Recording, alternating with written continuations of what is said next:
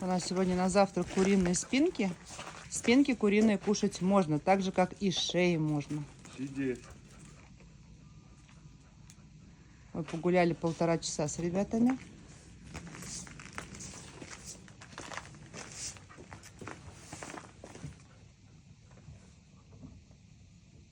Можно.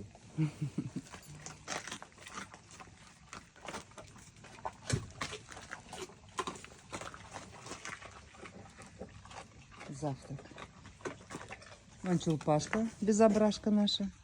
Чулпашка, ты безображка, да, Чулпан?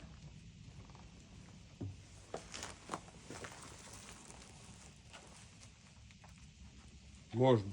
Да он полный счастья у нас.